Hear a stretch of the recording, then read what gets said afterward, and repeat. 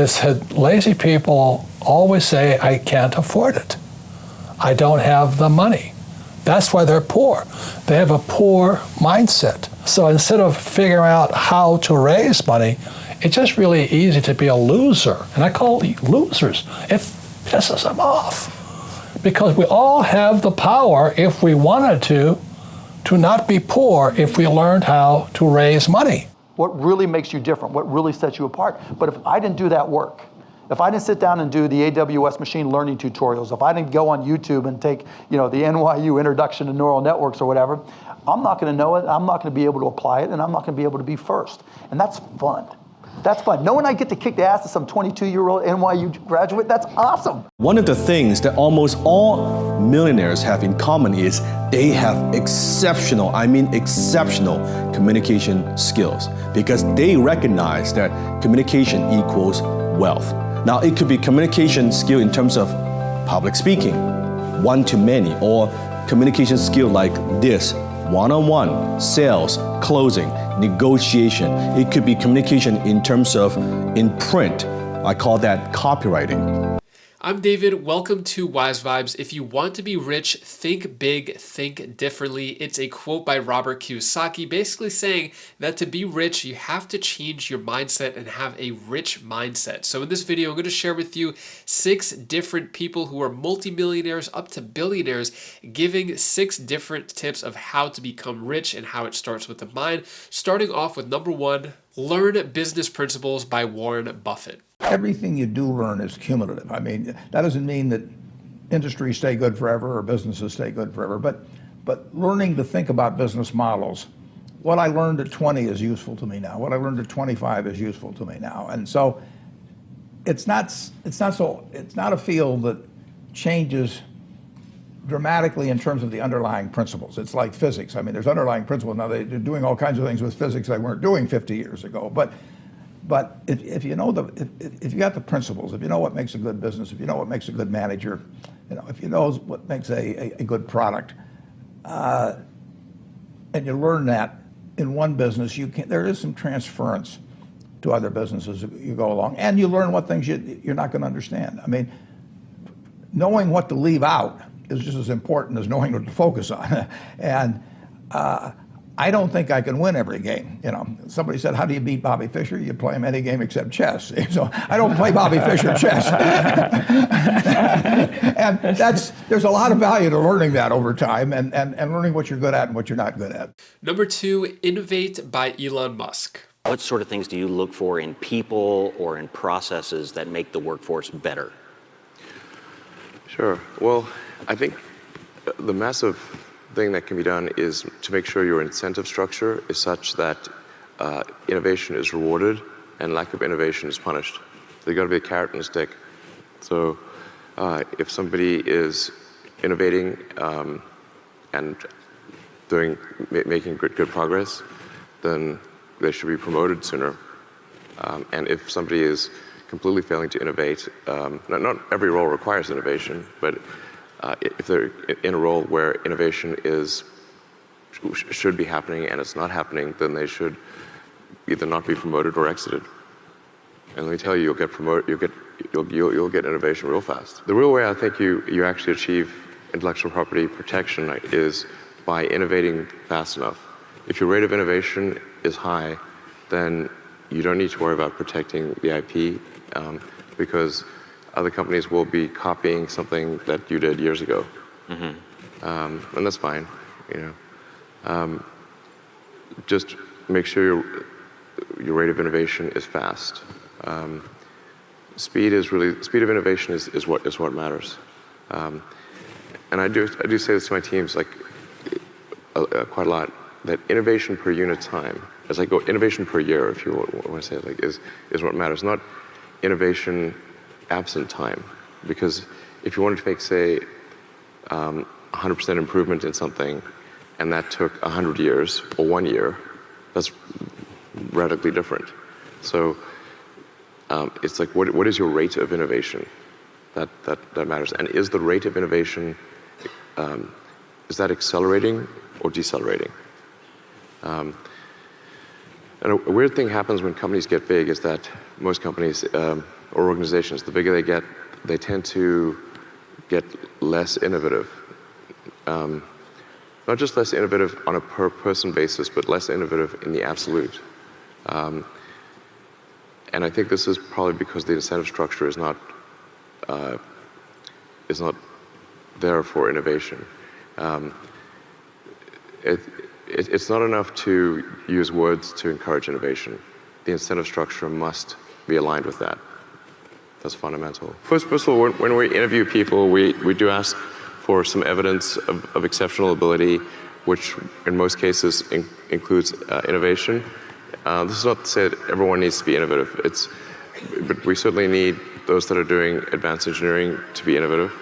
And ideally, everyone is at least to some degree innovative. So at the interview point, we select for people who want to create new technology, and then the incentive structure is set up such that innovation is rewarded. Making mistakes along the way does not come with a big penalty. But failure to try to innovate at all comes with a big penalty. You'll be fired. Okay. Yeah. All right. The carrot and stick. Yes. That's the stick. If you don't even try, or somebody doesn't even try to innovate, or their innovation aspirations are not very good, then yeah, they will no longer be at the company. Number 3, Learn Sales by Grant Cardone. Explain how you went from a salesman who was in it and hated it Yeah. to then, you moved on and became self-employed, and then you were speaking about sales, and you're like Yeah. a sales expert. So Yeah. that's what, 20 years in between or 10 years? Yeah, no, there was What's the timeline? maybe 25. By the time I'm 26, I'm the top 1% of all salespeople in the auto industry. I didn't really know what that meant, but it was important to me that I was very good at what I was doing now. Now I was in. I went from hating a job in car sales. I remember going out with this girl and she said, "What are you doing?" I said, "I'm a car salesman." And she got that look on her face Yeah. like, "Oh my God, that's worse than a man." Yeah. I mean, and I had this terrible thing. I'm like, okay, I'm going to get great at it. I started studying sales every day. I started recording interviews. Like literally, you'd come in to buy a car from me, and I hired my mom. My mom was 70 years old at the time, and I hired my mom, and I said, you sit over there and you take notes. Really? And watch her. Watch when I lose her. Watch what happens, and we're going to debrief at the end of the deal. And I'm going to see what's working and what's not. I'm recording myself, videoing myself. I'm using every little piece of technology 30 years ago I can to find out, what am I doing right? What am I doing wrong? And what I was doing, I didn't know it then, but I was basically codifying sales. I was learning, what does it mean when I say I'm going to think about it? When is that real? When is it not? What does it mean when it says the price is too high? When's that real? When it's not? And I started codifying and writing, taking notes, keeping all this information. I didn't know this would happen, but 5 years later, I'm out on the road, knocking on doors, selling a new way to sell things. Let's talk about when you started working for yourself, Yeah. because most small businesses fail in the first few years, Yeah, 1 to yeah. 3 years. Yeah. Most don't make it. Yeah, I mean, there's a lot of different numbers out there about that. Like 50% of all businesses fail by 7 years. The truth is, they were failing in the first 6 months. Okay, what do you think they did wrong? They don't know how to sell anything. I mean, Okay. you go to Harvard, Yale, or MIT, they're gonna, if you do studies, the reason they were undercapitalized. Okay, look, this is completely ridiculous what they're telling you. Okay, you don't capitalize a business and then run out of money. That's not how you do a business, right? This is how Wall Street does a business. They rip people off. They basically go, most companies developed by Wall Street or in Silicon Valley are complete ripoffs of the investors. You hear about the Netflix that made it. It might not still make it. It's still a negative cash flow business because they don't know how to sell their products fast enough, in quantities big enough, and at prices high enough to basically fund the future. So businesses fail for one reason and one reason only, because you can't sell your products fast enough, in quantities great enough, and at prices high enough to sustain the business. Yeah. Thus, Harvard says, they ran out of capital. Yeah. Why? Because they didn't sell their products. So if you can sell products fast enough, at quantities great enough, Google's a company you don't consider a sales company. Google sells products in quantities that are giant. Yeah. At profits margins that are high enough. Before you diversify, go bang on another door. Yeah. You need to become the freaking door banging of the universe. So I want to talk about that, right? Yeah, because can I use that word here? 100%, 100%. You need to become like, you need to go Door bang banging. on. Yeah, you need to go bang on the door. They tell you to get out of the neighborhood, and you go figure out how to bang on it again and not get arrested. Yeah. Like, if you can figure that gig out, I guarantee you will be the most successful person your genetic code has ever generated. Yeah. Anyone in your family, everybody I know says, man, learn how to cold call. I have the career I have today because I learned how to cold call. You need to learn how to communicate with people. Okay, the site here says, the PowerPoint says, learn to become a professional salesperson. When I think of the professional salesperson, I think about a professional communicator, someone who knows how to make contact, someone who knows how to control a conversation. I don't think about a swindler. I don't think about a tricky dude. I don't think about a huckster. I don't think about a scam artist. I think about, dude, this guy showed me something I didn't know. You know how many things that I almost bought were the wrong thing, but a professional salesperson with a full pipeline said, no, dude, you don't want that. One of the best salespeople I know, okay, a guy named Robert, I'm not gonna give his last name because I don't have permission. I'm sure he wouldn't mind. $25 billion worth of real estate. Hey, Robert, is this a good deal? Yeah, you know, but that's not the one I would do. I would buy this one over here if I were you, okay? See, he's a professional. He's a communicator. He'll tell me when I'm doing wrong. He'll tell me when I'm right, tell me when I'm wrong. He'll challenge me. He's not playing games trying to like match tones. I saw this video the other day, matching people's tones. Did you see it? Okay, get right at the right moment. At the right moment. Lower your voice. And I don't want to do that.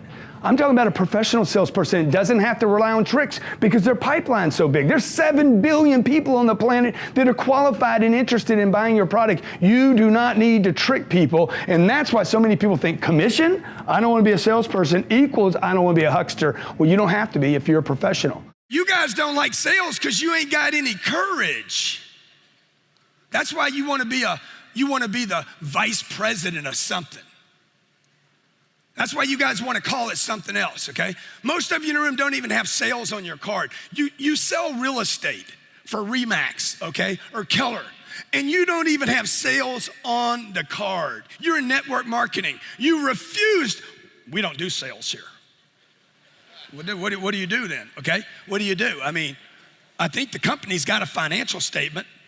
You ever read a financial statement? What's the first line on a financial statement? Huh? What's that first line? It's the first line, by the way, okay? I've seen a bunch of income statements in my life. The first ones are like 2 to maybe max 4 inches long. Big companies, big giant companies, okay? I got 5 companies, they run to one financial statement, and the top line, the sales line, you could call it, I think it's called also what, revenue?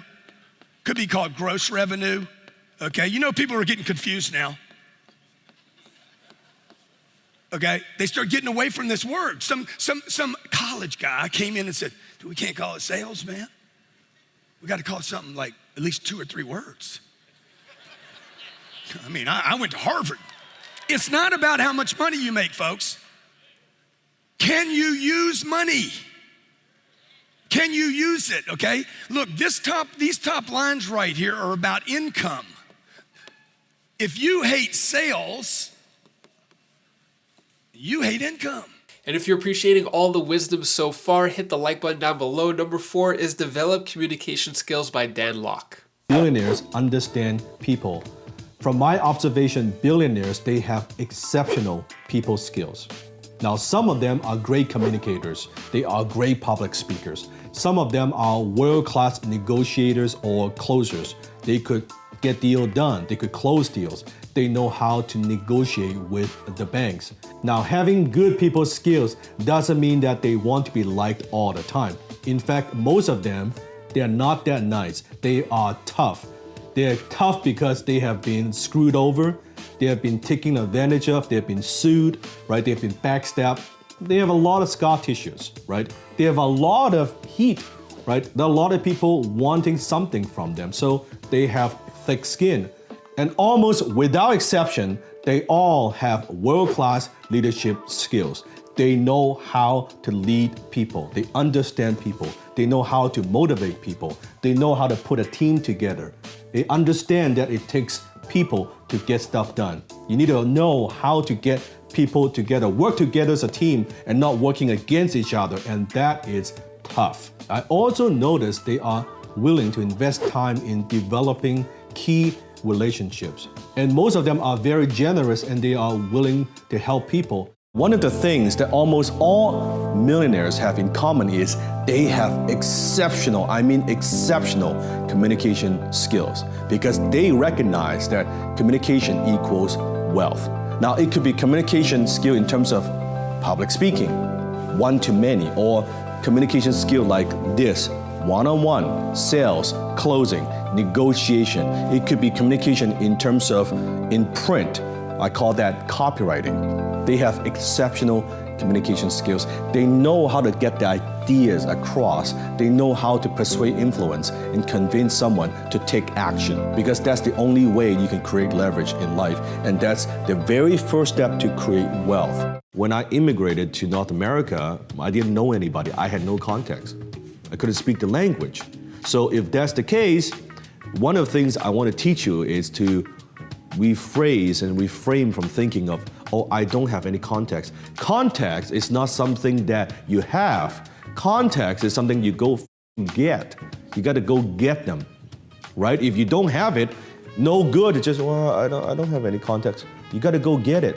If you move to a new city, you don't know anybody, go to local chamber of commerce, right? There are a lot of business people there. Go there, meet with people, mingle with people. That's very good. Now, usually the qualities, by the way, are not super good. That's okay. You start somewhere. You're not gonna have the context that, like what I have today overnight, took me how many years? Start somewhere. What else? Board of Trade. Go there, a lot of business people. Go to events. Whenever there are events, business events, personal development events. Go there. Anyone that you know, you'll meet people who are growth-oriented, people who are ambitious. Go there, buy a ticket, spend a few dollars, don't be a cheap ass, right? Go there, meet with people. And now once you become a little bit better, maybe you can join local Toastmasters. And Toastmasters is a nonprofit organization that teaches the skill of public speaking. If you join a Toastmaster club in a business area, chances are there are other business people. Go there and meet with those people. Most people, they are afraid to present, they're afraid to speak to groups. And that's what makes public speaking so valuable. Companies and organizations, they're always looking for speakers, and they're willing to pay a good premium for good speakers. So, public speaking skill, not easy to develop because most people are afraid. They're afraid of rejection, they're afraid of public embarrassment. But if you could overcome that and you have an expertise that is valuable to corporation and company, public speaking skill, it is a great skill to master. Back then, when I was going to high school in Canada, in Vancouver, I had no friends, right? Because I was very much an introvert. I was very shy because I couldn't speak a language. When I first arrived to this country, I couldn't speak a word of English. So I was very afraid to talk to people. Of course, when you're afraid to talk to people, no one will listen. And I remember I would try to communicate very, very even simple language, simple words with my classmates. And they were like, what? What are you saying? Pardon me? And I would have to repeat the same thing 3, 4, 5 times. And because they just won't listen. And eventually they pretty much just lose their patience. They're like, I can't understand you, man. I can't understand what you're talking about. So they don't want to talk to me because they feel it's very troublesome for them, right? So I know for a fact when you see what I do when I'm now communicating with you, that I can speak, I can command an audience, and our friends, from all over the world, that communication, this is a learnable skill. It is a what? It's a learnable skill. This is something that you could learn.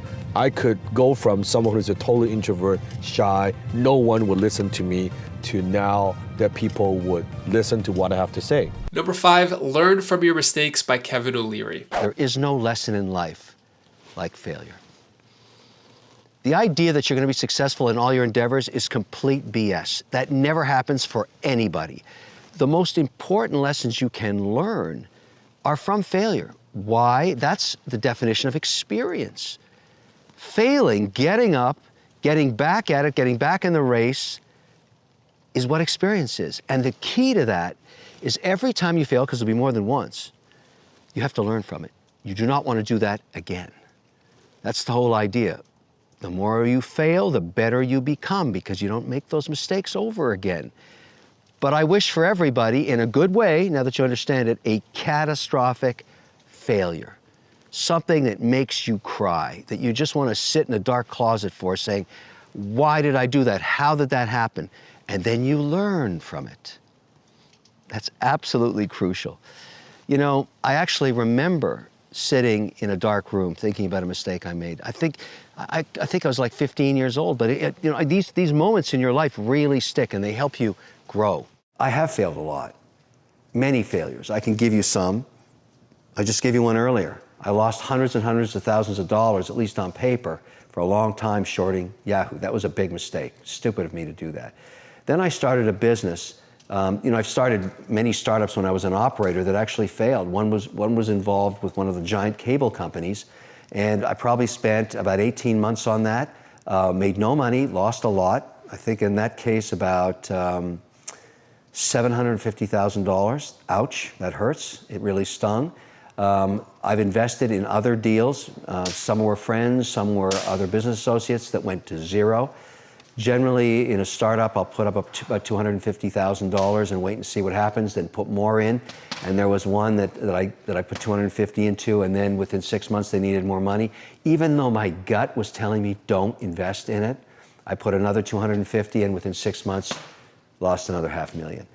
I've made many mistakes, but I learn from my mistakes. That's the key. I am not going to be successful in everything I do. And I want you to embrace that idea as an entrepreneur. You are not going to be successful all the time. You will make many, many mistakes. And it's okay. It's okay as long as you learn from it. Now, I don't make the same mistakes anymore. I make new mistakes. I learn from those again. And that's what's called experience. The difference between when you start your career and when you get to the middle of it in the end is all the mistakes you've made and what you've learned from them. And the older you get, the more you've learned. And that's the whole idea. And when I work with young entrepreneurs today and with my teams and my companies, I try and explain to them the mistakes I've made so they don't make the same ones. That's the whole idea. But I've made millions of dollars of mistakes. And I, you know, I once ran as a politician and lost millions of dollars doing that. Was that a mistake or was that a learning experience? I'm still haven't decided yet. But it's sort of those experiences in life are made up. The patina of life, the rust of life, the coating of life is all the experiences, not just the successes, but the failures you've made. When I look at great entrepreneurs today, maybe you even, and Johnny, what will make you successful is experience that you'll take and have those tools in your memory to use when you have to make your pivot. Great entrepreneurs do that all the time. Don't let a crisis ever be wasted. You learn something from it, and then you move forward.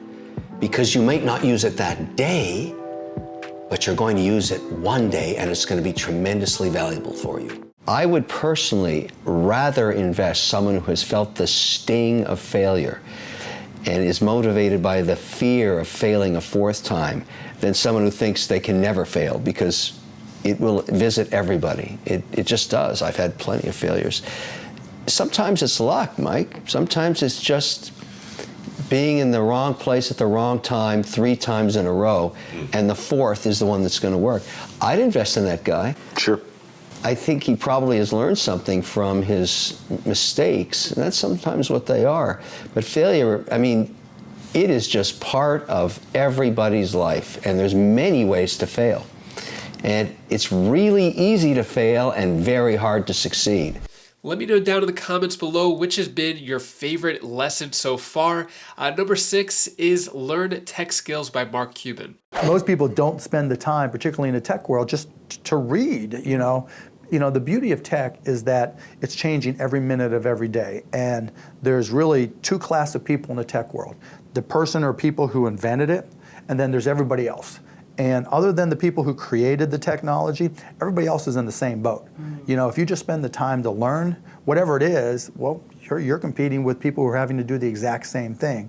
And by reading the manual, by investing the time to try to get up front on technology, you can be ahead of the curve because most people won't put in the effort. You've got to find the things that you like. Because to me, the key to success is finding something you love to do and then trying to be great at it. And you don't have to know what that is. Like I took one computer class in college and I cheated at it,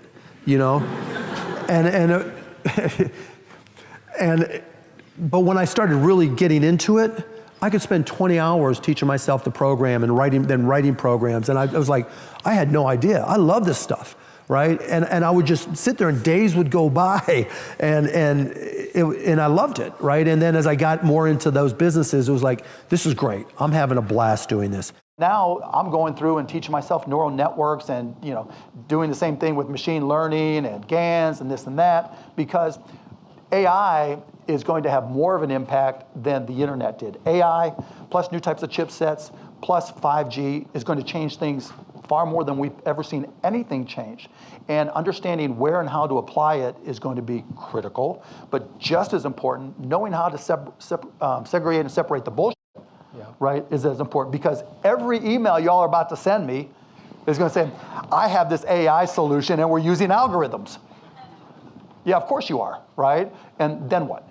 What really makes you different? What really sets you apart? But if I didn't do that work, if I didn't sit down and do the AWS machine learning tutorials, if I didn't go on YouTube and take, the NYU Introduction to Neural Networks or whatever, I'm not going to know it, I'm not going to be able to apply it, and I'm not going to be able to be first. And that's fun. That's fun. Knowing I get to kick the ass of some 22-year-old NYU graduate, that's awesome. I focus on things that are AI-driven, artificial intelligence-driven, whether it's machine learning, deep learning neural networks, medical applications, but within AI is a buzzword that everybody's using right now. And to that point, we as old guys, we go back and it's like 1995, we talk about the internet. And I would say to people back in 1995, look, if you don't understand the internet, you're not going to be able to do business. And now that's just blocking and tackling. It seems obvious. Back then it wasn't. Right? I could even take you further back to my first company. What we did, it was a company called Micro Solutions, and we did local area networks and wide area networks. And I used to walk into companies and say, you're going to have to hook these PCs together at some point. That'll make you more productive, more effective, give you a competitive advantage. And people were like, nah, I just carry this floppy from this PC to that PC. Yeah, okay. But today, we're at the same type of inflection point with artificial intelligence. You don't have to be an expert and be able to put together your own neural network. You don't have to know what weights and biases are. But you have to have more than just a cursory understanding. Just like you have to know the difference between, different types of websites, and you have to understand e-commerce if you're in e-commerce. You have to have a cursory understanding of how apps work. You're going to have at least, if not more, cursory understanding of artificial intelligence, because it will change everything we do. And if the internet was 10x in terms of change to business, artificial intelligence will be 100x or more. If you go to my house, right next to my bed, there's a book, Machine Learning for Dummies. If you go into my bathroom, there's deep neural networks for dummies, right? If you go in, there's a something for dummies in every room of my house. It can go two ways, I know, but I'm just telling you, put the time. I mean, I've taken, I can't even tell you how many hours now I spend every week, if not daily, working. Like I'll go into Amazon, AWS, and go through their machine learning tutorials. Don't think to yourself, I'm not technical enough, or I'm not going to get this, or I don't get into this, or it's too much. Try it. Get as far as you can, because it's like doing a basic website and a little bit of HTML. Just having done that, you feel smarter and you feel a little bit more confident about this. I don't want to be an alarmist, but I'm trying to scare the hell out of you because it's important. I'm going to give you one more bonus tip, which I think you'll really like. But before I do, I want you to check out my book here, 50-Day Success Journal. I have a link to it down in the description below. If you have any goals, any financial goals, any type of goals in general, this book will help you solve that problem and accomplish that goal in 50 days. It's your accountability partner right here. So I highly recommend that. Check it out. Next up is Learn How to Raise Money by Robert Kiyosaki. I took 3 companies public through Toronto. Through VC, Vancouver Stock Exchange, and I had to migrate to the Toronto Stock Exchange. Why did I do that? To learn how to raise capital on public markets. Now, the average entrepreneur never does that. They keep opening a pizza shop and they open 2 pizza shops. And that's about it, because they're in it just for the money. I wanted to learn something, so I took my first was an oil company in Portugal, and I took that public, and everybody told me there's no oil in Portugal, and I found out the hard way. They're right. There's no oil there. That company crashed and burned like a airplane coming out of the sky, And then the next thing, I started a silver company in Argentina, and we struck silver, and we did very well. Yeah. And then I started a gold company in China, and the Chinese took it. So Jesus. Those are priceless experiences. Aren't you bitter? I go, yeah, but that's what I did it for. You understand that? I did it for that. I made my usual wise-ass remark, only lazy people use their own money. And that's because I have spent much of my life raising capital. Today you have crowdfunding and all that stuff.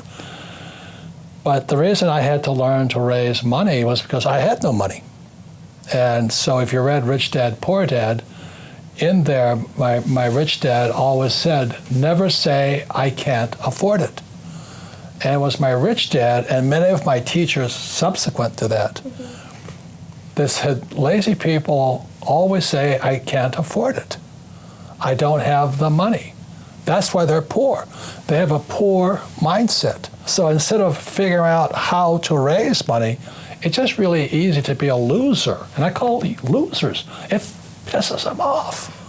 Because we all have the power, if we wanted to not be poor if we learned how to raise money. And before you go, I'm going to leave you with one more quote. Losers quit when they fail. Winners fail until they succeed, by Robert Kiyosaki. Don't ever give up. Keep striving, keep grinding, keep hustling until you reach your goal. If you want to check out any more videos like this and get a better mindset for whatever you're trying to accomplish, click this video up here or this link down over here, and I'll see you in the next video. Have an amazing day.